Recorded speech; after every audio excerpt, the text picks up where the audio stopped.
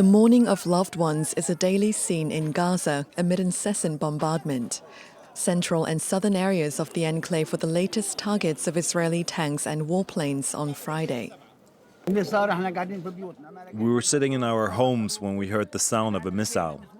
Then we found women and children in pieces. What did they do wrong? They're defenseless people, merely civilians. A month after rumbling into Rafah in what Israel said was an assault to wipe out Hamas's last remaining battalions, Israeli tanks have advanced to the southwest fringes of the city that skirts Gaza's border with Egypt. Many in Rafah have packed up their makeshift tents and what was left of their belongings, forced to flee once again. With Israel having largely cut off the flow of food, medicine and other vital supplies to the enclave, the United Nations warns over 1 million Gazans could experience the highest level of starvation by mid-July.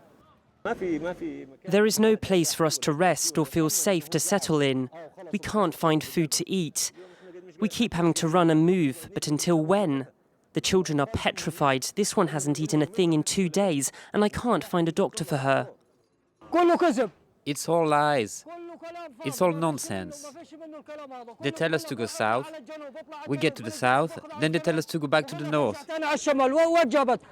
With ceasefire talks stalled, U.S. Secretary of State Antony Blinken will visit the Middle East for the 8th time next week, in hopes to move forward a plan proposed by President Joe Biden that would halt fighting for at least 6 months and free Israeli hostages.